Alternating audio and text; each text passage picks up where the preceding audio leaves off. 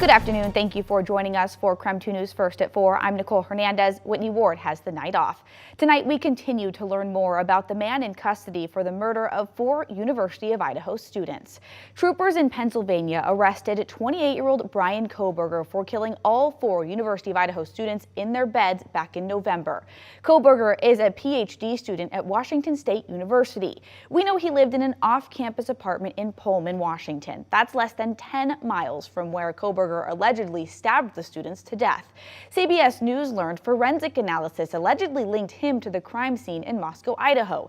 He's charged with 4 counts of first-degree murder and felony burglary. Police are still not saying whether the 4 students knew Coburger. Pennsylvania State Police arrested Coburger 2,500 miles from the Idaho crime scene. Troopers arrested him at his parents' house early Friday morning. After his arrest, law enforcement took him to Scranton. He's been in Monroe County Jail since Friday. Coburger is scheduled to be in Pennsylvania court tomorrow. His attorney says he will waive his extradition hearing. But what does that really mean in the overall process of getting Coburger back to Idaho? KREM 2's Janelle Finch joins us now to break down what comes next for the suspected Moscow murderer. Nicole, to those unfamiliar with court systems and how they work, it can be confusing to understand where we are in the process of charging Brian Coburger with first-degree murder and felony burglary charges. So I'm sitting down with a criminal justice professor from Sacramento State University to define some of the legal terminology you may be hearing. Right now, we know from our sister station in Pennsylvania, Brian Coburger is behind bars at the Monroe County Correctional Facility. Officials brought him there after troopers arrested him early Friday morning, and that is where he'll stay until his appearance in a Pennsylvania court tomorrow, where his attorney says he's planning to waive his extradition hearing. We spoke to Dr. Danielle Slakoff, an assistant professor of criminal justice at Sacramento State University, to explain what this means and why a suspect would choose to do this. Basically, all that means is that he is not planning to fight his transport back to Idaho. So he essentially will accept that transport back to Idaho. My take on waiving that extradition hearing is that he is ready to have his day in court to see the charges against him because they have not actually released the information that they have leading to his arrest yet. In a statement from Coburger's attorney, he says Coburger is, quote, eager to be exonerated of these charges. Dr. Slakoff says him using the word exonerated versus acquitted is an interesting choice. She says exonerated is used more often after somebody has already been convicted of a crime, whereas acquitted is used when someone is found not guilty. In a court of law, suspects are presumed innocent until proven otherwise. Despite the noted choice of words, Coburger's attorney says at this time his client also deserves this presumption of innocence. Brian Coburger is expected to appear in Pennsylvania court tomorrow at 3:30 p.m. Eastern Time, which is 12:30 p.m. our time. Following that hearing, he will be transported to Idaho as early as this week. There, he'll face the first-degree murder and felony burglary charges against him. In the studio, Janelle Finch, KREM 2 News. Thank you, Janelle. So for the families of the 4 victims, this arrest is one step closer to getting justice. We heard from Kaylee Gonsalves' dad. He says this is the first time they've had real hope in the case. This is the first bit of joy that we've had in close to 7 weeks. We hope that they picked the right guy, and that gives us hope, and we haven't had hope for a long time. We also heard from Ethan Chapin's family. In a statement, they say, quote, we are relieved this chapter is over because it provides a form of closure. However, it does not alter the outcome or alleviate the pain. We miss Ethan and our family is changed forever.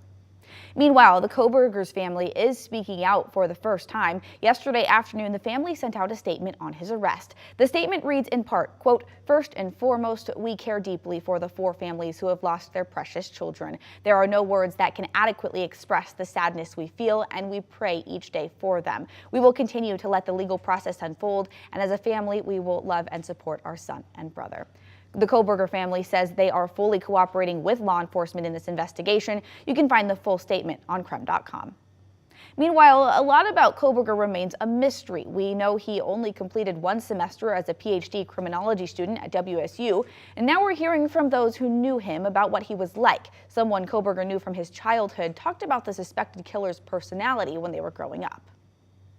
He's always, been kind of curious as to how the human mind works, I guess, and especially as it relates to crimes, to criminals. Coburger is a Pennsylvania native and his parents still live in Albertsville where he grew up. He attended Pleasant Valley High School and graduated from DeSales University.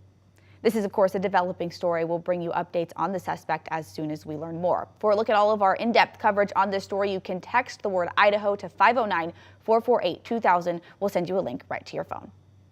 This is Lincoln 500, logging off for the last time. A long-standing member of Spokane's law enforcement officially retired. Spokane County Sheriff Ozzie stepped down after 16 years. KREM 2 News was the only media with the sheriff for his final send-off Saturday night. We also sat down with him last week one-on-one for a look back at his time as sheriff. Any regrets, any past mistakes that you look back at? You know, there's also always something you could have done better in life. The only regret I have right now is Camp Hope still stands. That shouldn't have happened.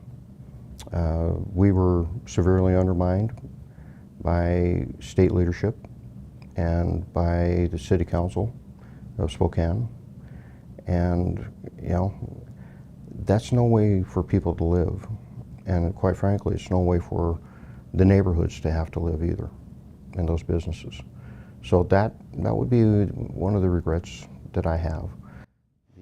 You can see the full interview online on our YouTube page and on KREM 2 Plus. Ozzie will be moving to Wyoming for some new opportunities. Meanwhile, Spokane County voters elected John Knowles as the new sheriff back in November. He's been with the sheriff's office for 24 years. And we've had a mild start to the year with seasonably cold temperatures, but things could change later this week. We now head to meteorologist Thomas Patrick in the Weather Center. It's been a relatively calm start to the year weather-wise. Our temperature's cold, but not super cold. And our weather has been calm, but mostly cloudy for the most part across the region. Now our temperatures will start to go back down into the 20s tonight, though with some clear skies early on. I think that temperature disparity happens pretty quickly in the evening, and then it stabilizes after midnight once those clouds once again come back into the region. So with our temperatures being just above the freezing mark today, and then back down into the 20s and even teens across the region for tonight and early tomorrow morning. Remember that melting snow does tend to refreeze where you see those puddles and a little bit of ponding that's on the ground out there, especially for like parking lots. As for the weather systems that we've been seeing off to the west, not much in it, just a little bit of rain trying to trickle near the Washington coast, but it's moving straight northward, so it's not disturbing the inland northwest whatsoever. So that's kept those conditions pretty calm for today and will do so for a couple days to come. As for the extended outlook, looking all the way into next week, temperatures are starting to trend up. Our average is as low as it will go for this time of year, low to mid 30s, but we are trending closer even to 40 degrees for at least part of next week. But between now and then, at least one decent chance for rain and snow in the region. We'll cover that in your full forecast in a couple minutes.